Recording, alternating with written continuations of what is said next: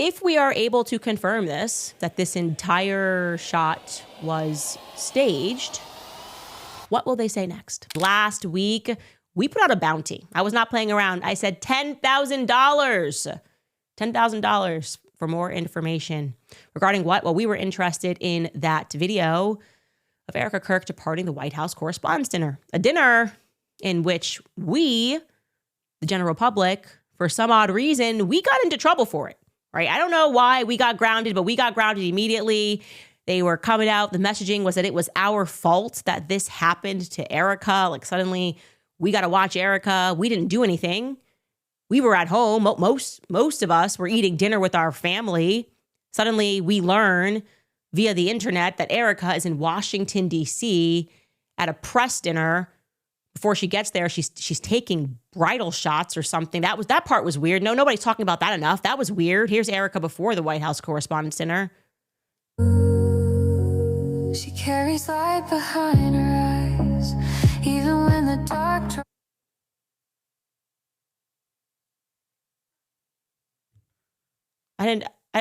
Rational people were wondering, hey, Erika, why are you inside of the sheer curtains? That's a pretty classic bridal shot. What are you doing there? What's happening?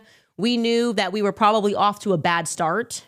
Next thing we know, we're being told that there were shots fired. And then there's another video of Erika that comes out and it's going viral. And she says that she wants to go home. Here it is. I just want to go find So we said instantly, yay. Okay, good idea. Not to boast, but that's actually kind of been our idea, right? That's our idea. Erika, go home was the general public's idea for a very long time. And we were being told that that was not acceptable, but we were happy to let her take credit for the idea and just get home. Next thing we know, not only does she steal our idea and says she's going to go home, well, that was our idea, sweetie.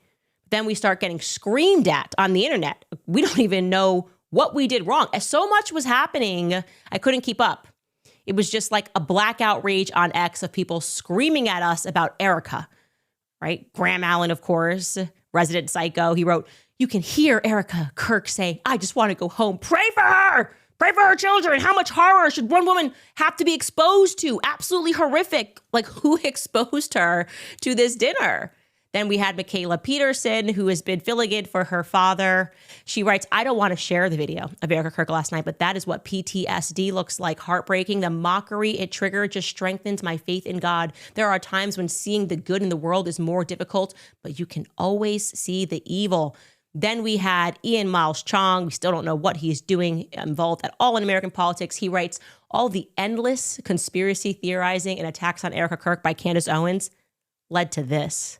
It didn't have to be like this. Erika does not deserve this. Like, what? What did I do? I told her to do the opposite of that. I never once said anything about her being inside of sheer curtains. It's crazy. Then this person, Bible in Context, wrote, shots fired at the White House Correspondents Dinner at President Trump and the First Lady were rushed off stage. This is what happens when propaganda and lies are spread online by people like Candace Owens and Tucker Carlson. Why do they want Trump dead? Okay. Again, like I said, very confusing because I specifically remember us telling Erika almost repeatedly to not be the CEO and to go home. Go home, be with your kids. And the people who were doing the yelling at us were saying the opposite.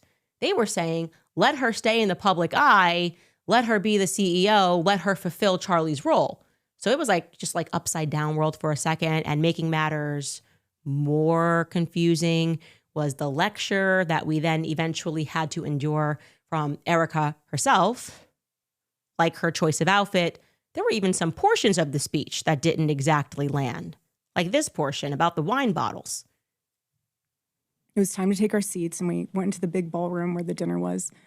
And one of the first things I noticed when I walked into that room was quite literally the proximity of the opposing outlets to one another. So you have one table here that's Politico, and another table here that's Fox, and another table here that's WAPO, and you're all crammed together, elbow to elbow. And to make the night even more of a spectacle, every single 10-person table had 10 bottles of wine.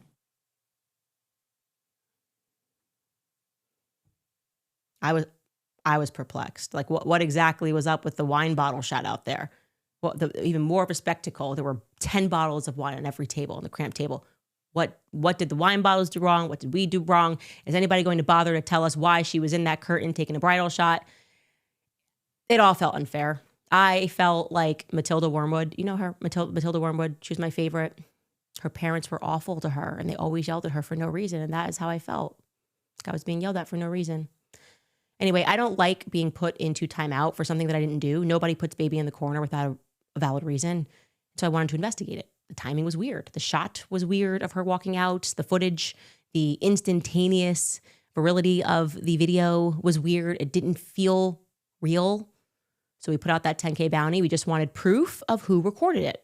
And lo and behold, we got a couple of very interesting direct tips, people keen to collect the 10K.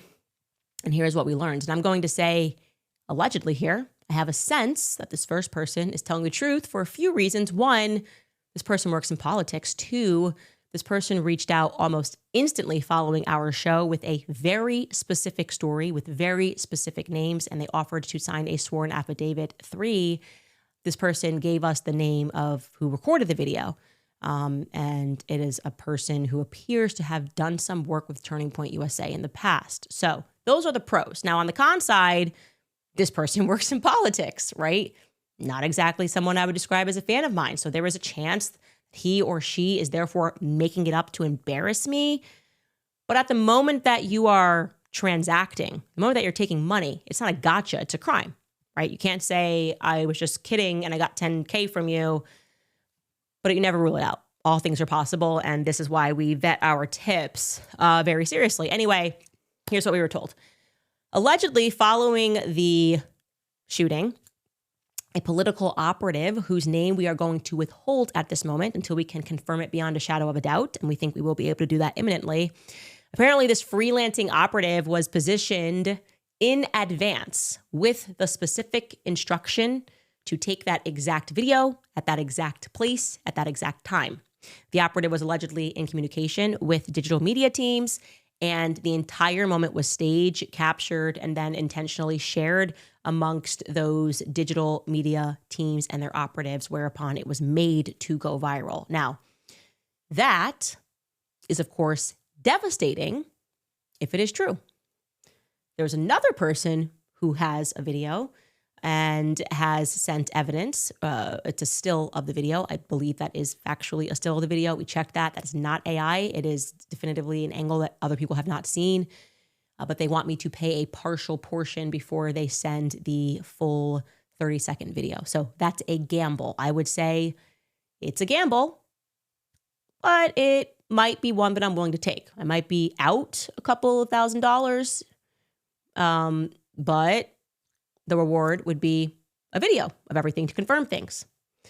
All of this to say, we are going to get our answer, and my every instinct is that the video was staged. I didn't buy that Sarah Seidner of CNN, who initially put the video online, recorded it. She stopped short of saying that she recorded it. She said she was there around when Erika walked out, but I felt that she likely had that video sent to her and then she put it online. So I will ask this question now in advance before I am turned into public enemy number one. I already am public enemy number one. Well, maybe it's Tucker Carlson.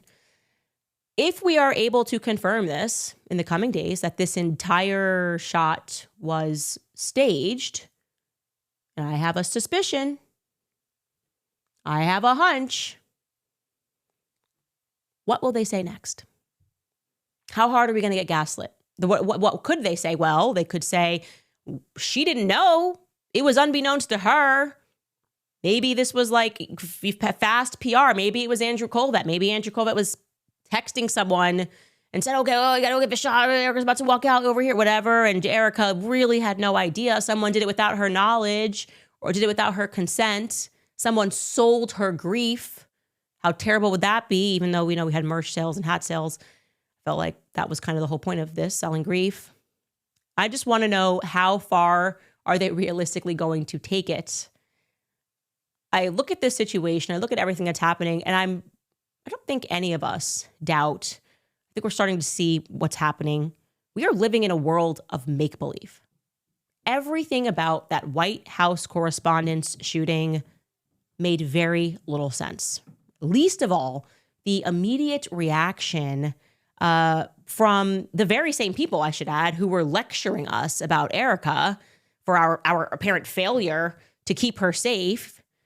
They all got together and said the same thing. This is why Trump needs a ballroom. They all instantly said, look at the amount of accounts saying this. Just look across the board at the people who are saying this. Randy Fine, right? Whatever he says needs to happen, the opposite thing needs to happen. He says, we'd better never again hear a peep from anyone complaining about a White House ballroom. Huh? The shooting made you think about a ballroom, Randy Fine, Andrew Colvett. This is why the president needs to build the White House ballroom? Everyone that I don't trust, Meghan McCain in the mix. I don't want to hear one more thing about Trump's new ballroom at the White House. No, he needs the ballroom. All of these people just at the same time thought the same thing and tweeted out that Trump, obviously, when they saw he needs the ballroom, a ballroom that never existed. For some reason, he didn't need a ballroom when the shooting happened in Butler.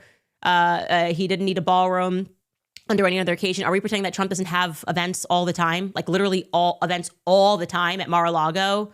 Why does he specifically need a ballroom at the White House in order for him to have an event? That's like oddly specific. It doesn't make any sense whatsoever. Trump has events at the White House, by the way. He had an event shortly thereafter at the White House. Why does he specifically need this ballroom? And why are we pretending like that doesn't feel like it's weird that people believe that what happened was staged on the basis of how these people responded, right? What are we supposed to believe? A shooting happens and what? Quick, what's your first thought? Well, once upon a time, it used to be get down. Someone call 911. Is everyone okay? Oh, thank goodness nobody is hurt. Wow. We need to talk about security. But in this like new world of make-believe, which we seem to have stepped fully into since Charlie Kirk's assassination, they want us to believe the normal thing is, this is why Trump needs a ballroom. Quick, Terrell, get the camera behind Charlie's head ASAP and use the chair that he just died in to do it. Violate the crime scene. Get the ballroom. Everything is now feeling illusory. And it also kind of feels like we're running into this moment, like something is about to explode. They're becoming increasingly desperate because all of us have sort of had the scales removed from our eyes. And I will say that and it seems likely, if we are able to prove beyond a shadow of a doubt that that moment was staged, is really not going to be good for the MAGA movement, the Make Israel Great Again movement, Trump, everything his administration has become. I just think it's going to be really, really bad. And I don't see how they're going to be able to wiggle Erika Kirk out of another one of these narratives.